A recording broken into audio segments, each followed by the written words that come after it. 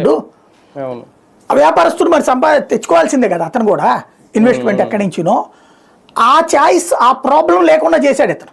ఎందుకని? ఈ డబ్బులు వస్తున్నప్పుడు ఇంకా వాళ్ళని అడగడం ఎందుకు, అడ్వాన్సులు జరిగిపోయింది.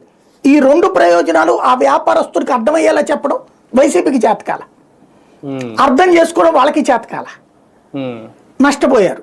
ఇప్పుడు ఏమంటున్నది, వీళ్ళు ఈ కోణంలో నుంచి రివర్స్ వెళ్తున్నారు. ఇప్పుడు వీళ్ళు ఏం చేస్తారు, ఉద్యోగిని వేధిస్తారు, నువ్వు ఇంకా పిండు పిండు పిండు అంటారు.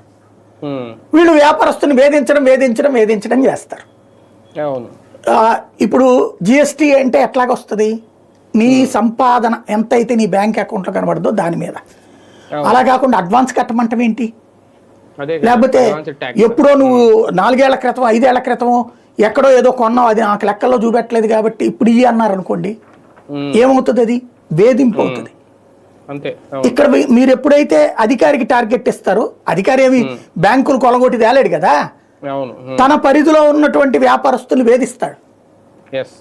ఆ వేధింపు అనేటటువంటిది ప్రభుత్వానికి మైనస్ అవుతుంది. సంపద సృష్టి అంటే గనులన్నీ ఖాళీగా పెట్టు కూర్చున్నారు. 70% గనులు తవ్వట్లా. ఎందుకు? ఓన్లీ రాజకీయ అవసరాల కోసం. మనకి రాజకీయ నాయకుడు వాళ్ళందరూ నా బానిసల్లాగా ఉండాలంటున్నారు. ఆ బానిసలుగా ఉండటానికి ఆ తవ్వేటటువంటి వాళ్ళు ఒప్పుకోవట్లా. ఆ సమస్య సాల్వ్ చేస్తే నీకు డబ్బులు వస్తాయే భారీగా. లేదు, మొత్తం రద్దు చేసి ప్రభుత్వమే